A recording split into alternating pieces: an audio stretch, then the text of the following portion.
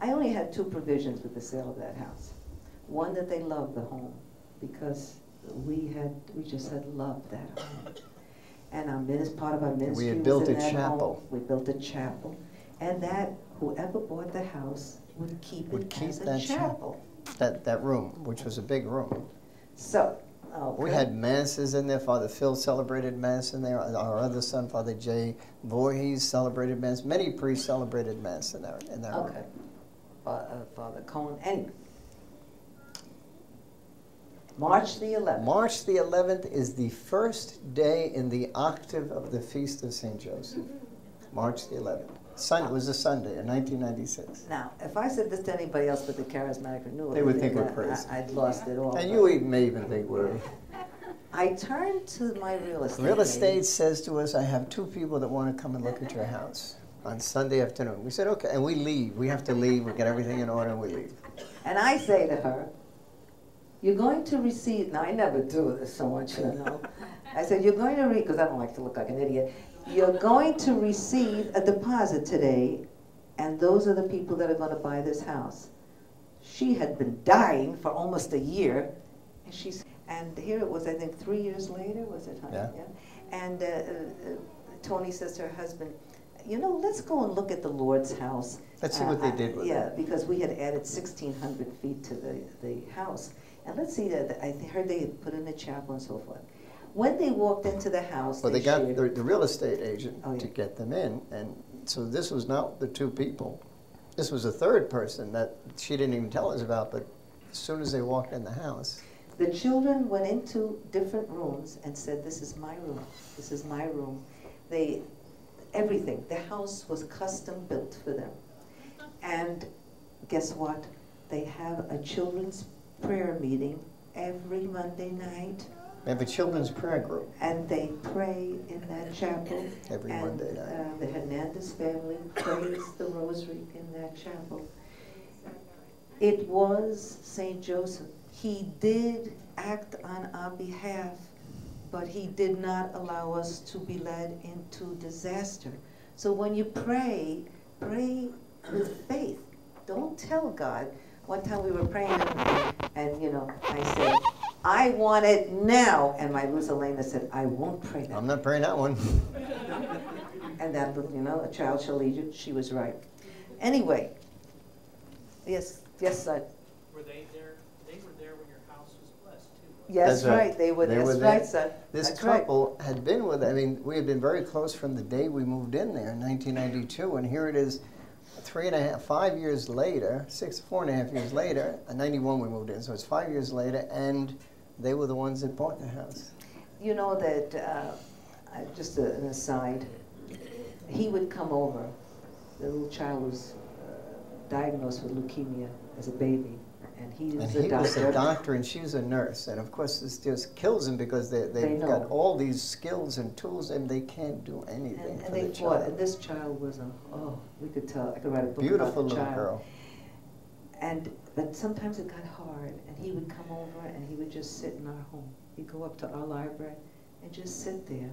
Wouldn't even talk, just sit. But the last image I have of them is not when they bought our house, but when the mommy and daddy were sitting on the bed, and she was holding little Katie in her arms. And she looked like Our Lady of the Pietà. She's a very big girl. She's a very big girl. And the baby, of course, was a very small child. And all of a sudden, she turned to her husband and she said, Daddy, it's time to say goodbye to Katie. To let Katie tell go her home. It's all right to go home. They are blessing our home.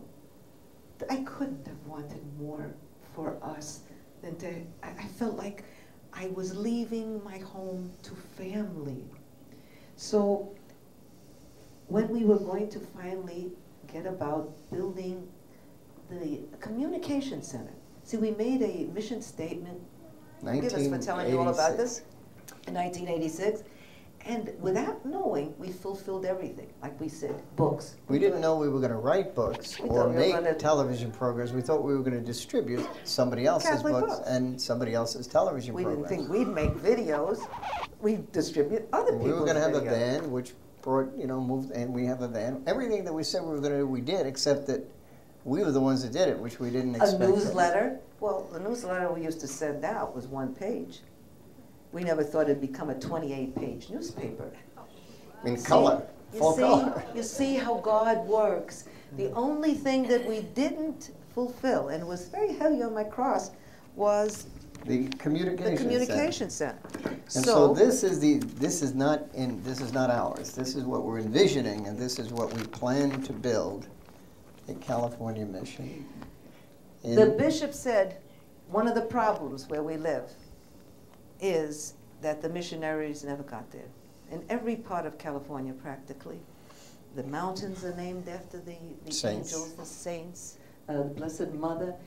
And then and the streets, they all have Hispanic names after saints, after the holy ones, and not Sacramento. And we knew that what God was saying is the missionaries must come to Sacramento. We also wrote and made a program about Junipero Serra, who was very maligned. And so we wanted to become, he has become part of our patron saints, like Junipero Serra. But at that time, we didn't have the idea, really, of the mission when we first started. But Brother Joseph, who was an engineer, and my son Phil, they're both ex-engineers, they say I'm a frustrated engineer. When we we went over to see Mother's, we've been visiting Mother's farm that she's building. And Mother now is building a wall around that farm. Just as aside. Just the wall. Just as an aside. Cost a fortune. None of our money. None of the donations that come from anybody goes to the farm. Of that farm. There are 5 families that are paying for the entire convent, the monastery and convent, which will be out in the farm, and it's millions of dollars, and they have paid the money. And this one lady who has been giving, she's given over $1 million. She says, the mother thanks her. She said, well, really, I haven't given anything, because since I've given you that money, I've doubled that in income. See how the Lord gives you back when you give, He gives back. And so none of anything that's part of that has nothing to do with like when we give books to the monastery gift shop, and they sell them, and that goes to the convent. We give television programs. We give to EWTN, and that goes to EWTN. None of it goes. Two separate entities. And what we give to EWTN does not go to the monastery, and what we give to the monastery doesn't go to the network. So what they gave to the farm, these 5 families, that is only for the farm. So the same thing with our ministry. Every time you buy a book, any money that you give goes to the non-profit organization. That none of that comes to any of us, because we live a shared life of poverty. I know I don't look it, but this suit is 20 years old. Okay, but when we thought about building a wall, now we had to have a wall because we have a lot of expensive equipment. You've got to come and visit us. You're all welcome to come and visit us. See, if you're in the city, like right now we're in Rancho Cordova, which is a business park, well, you've got some sort of security there. But when you go out into the hills or the mountains and you put a building up, you've got to have some kind of security, or all your equipment's going to be gone. So we figured, how can we secure it? If we try and build a wall about it, it's going to cost more than the building itself. And we thought of the California Mission. That's what the California Mission was. The California Mission was a fortress in a sense, in that they protected themselves against invasion. It's a 4-sided unit, and it's completely blocked off from the outside. So this is the security that we're going to have in the compound. Oh, and the Holy House. That's what I was trying to tell you about St. Joseph. I was going to tell you about the Holy House. You wouldn't let me. Isn't he cute? Now, when St. Joseph saved us from near ruination, and then after that sold our house, we made a promise to St. Joseph that we would build a replica of the Holy House of Loreto in California, in Sacramento.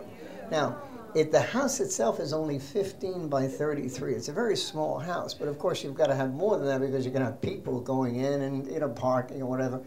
But we vowed that we would build this replica of the Holy House. And to that end, in 1996, we went over to Loreto, spoke to the people at the shrine and the bishop, and we bought, Archbishop. see the statue of Our Lady, we bought an exact duplicate, an exact replica of that statue, which is in our office in Rancho Cordova. We also got a commitment from the bishop, and he is a beautiful Archbishop of Ancona, who is also the Bishop of Loreto, that when the chapel is done, when the Holy House is done, he will come to California and with our bishop consecrate it and bless it. So you see the way the mission works. This is the mission church. You have, these will be all the workshops and pilgrimage places and stuff like that. Bedrooms for people But this will be the mission church, and in the mission church will be the Holy House. The same as it is now. It's inside a huge church. It'll be the same in the mission. So, now, the reason we share this with you is see, that's the journey and the dream. It becomes very evident in our lives. People ask us all the time, I want to do what you do. And then we say, that's why you'll never do it. All you want to do is say yes. No pre-designs. When people come and ask to join our ministry, and they tell us exactly what they're going to do, we say to them, you probably will never do it. Of course they'll do it, but, okay. We had a young man come to us and say, I want to make television programs like you. I need $1 million. I said, you don't want a ministry, you want a business. $1 million. He said, I've got to support my family. I've got to pay for this, pay for that, pay for this. If that's what you're going to do, it'll never happen because you're waiting to get that $1 million before you ever do anything. That's not the way it goes. The way it goes is vulnerability. The way it is you say you're going to do it, you commit to do it, and then you beg. Okay, right now, the most important thing in my life is you. Right now. I'm not thinking about what's going on in California or in Italy, or it's you right now. And that's where you must live your life. One time we gave a talk in Arkansas, and you know those people are so innocent, it was where Brother Joseph lives. And we're talking, and the Lord puts it into our mouth to talk about the heresies attacking the church right now. And the problems that we're running into in the church in the United States, and we're going on and on about these things, and it looks like we're from Mars. They have no idea what we're talking about. And as we left, we said to Brother Joseph, do you think we made a mistake? Should we not have spoken about, maybe these people don't have the problems we're sharing. And Brother Joseph turned to me and he said, I would just like to ask you one thing, Mama.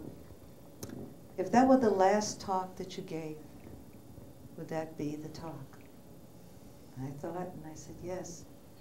He said, then you did the will of God. That's all we are required to do is the will of God. Where He plants us. At that moment. At that moment. We don't have to do monumental things. Don't think about, It doesn't have to be it doesn't have to be, well, I want to do, we had a friend who said, I want to work for the Lord 24 hours a day. And if I can't work for Him 24 hours a day, I won't work for Him at all. That doesn't make any sense. We have to start with the first step. What can we do? We have to bring the Word of God to our brothers and sisters. We have a lot of you people that have bought videos. And we've suggested share them. You get together. You don't sit home and watch the video. You bring a group of people in, 10, 15. Or maybe watch it first so that you can, let me tell you what a man kind did of facilitate in Brooklyn, in the Diocese of Brooklyn. He got the bishops. That's where I was born, everyone. Our most popular video is the Miracles of the Eucharist video, and it has always been since 1988. So he bought about 30. 50. What? 50. He bought 50? 50. 50. He bought 50. And well, so that's why we're only into one these person. various apartment houses in Brooklyn, and each night a different floor would get the video. And everybody on the floor would go in and watch the video in somebody's house, and then they would share testimony, give testimony. This went on all over Brooklyn for a period of maybe a year. He just went to different apartment house complexes and did this. So we said to some of the people here that bought videos, take the video, get a group of 5 or 10 people in, share the video, and then share about what you saw, what you learned. What does it mean to you? And build. What does the from church that. mean to you? It's such an excellent way to evangelize. So the reason we shared this today was because the Holy Spirit used a family to ask us, how do we go about bringing people into a ministry? You don't.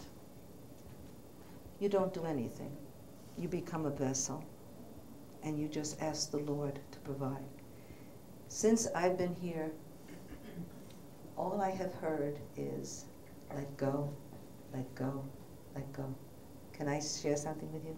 Last night, when I go into a strange church, where I don't know the people, know everybody, I always take my purse with me because I carry my jewelry. I don't want to carry in Europe a lot. and Mexico, when we go on pilgrimage, it's a discipline that nobody goes up to receive communion without taking their camera and their purse, because you come back, it could be gone. And this happened in the cathedral in Mexico City, and just wiped somebody out that left their stuff. So it's a discipline. I always take the purse. Last night, clear. Do not take that purse. I'm very uncomfortable. I got my favorite pearls are in there. I got the ring that my son gave me. I'm uncomfortable. He says, do not take that purse. And then the word, let go. Let go. I left the purse. I'm walking up. I want to look back. And he says, let go. She wants to see who's going to steal it. Let go. Let go. Just now, you may have seen my husband on the phone. And I'm going to share something with him. Comedy of errors. We have lots of comedy of errors. Our life is one big comedy. And it's usually around me. We had a safe where I keep my jewelry, and I've never bought a piece of jewelry. It's just jewelry that my family's given to me, and that's very precious because my family gave. So, okay. But the safe was, I couldn't open the safe. It was a heavy safe that I would have to pull out and open it and go like this so she could get into it. And this bothered her for years. So 90% of the time I never wore anything, which I don't wear much. So this year as a Valentine present, she asked for a Valentine's Day present, was to get her a safe that just sits this way and it's digital and you just press numbers and you open it up. And so we did. We bought her this great Valentine present. We put it in the attic, so you could just open a door and get to it. And she, whenever she wants to go, she just presses the little numbers, pulls it out. Of course, the handle is so hard, I can't do it. I still need it. It's sticky. Anyway. But it's okay. We leave, and I say to my Luz Elena, I have a silver necklace that has my son's, his middle name was Christopher, and it has his St. Christopher medal on there. I said, honey, I left that out. So I said, when you get a chance, would you put it in the safe? She says, all right, Mom. She puts it in the safe, and the safe is a mean safe. And she couldn't close. She couldn't work that thing. There's a thing in there that comes up. She couldn't get it down, which all you have to do is go like this, it'll go down, but she didn't know that. And so she tried to close it and couldn't close it because she didn't know how to get this down. And so she pushed in this lock that locks everything. And you need a key now to open that lock. But the safe... And we don't know. We forgot where we put the key. But the safe is open. Wide open. Unlocked. And the word I got again was, let go. Now, we don't know if we can't figure out where that key is, that safe may not be closed until we get back from 10 days from now, when we get back from Southern California. We've got to let go. Yes, darling. We must let go. You know what I'm saying? Just, okay, when we first started our ministry, you got to remember we were business people all our lives. And we made a lot of money in our lifetime. Like we used to sell gift items to retail stores, all country. Your department store, Foley's? We used to sell to them, and the people, Joski's before Dillard's came in. We sold all those. So we sold to all those stores. All right. The Lord tells me for 3 years, sell everything you have and follow me. Well, it's in our book. Finally, the Lord hits us with a 4x4 to the head, and we can't sell anything. But we had money. We had about $100,000 in the bank. We had some property in community and Trade show, at a trade show, which was worth about $20,000 a year. A woman owed us money. We'd sold the business to her, and we figured to make $10,000 from that.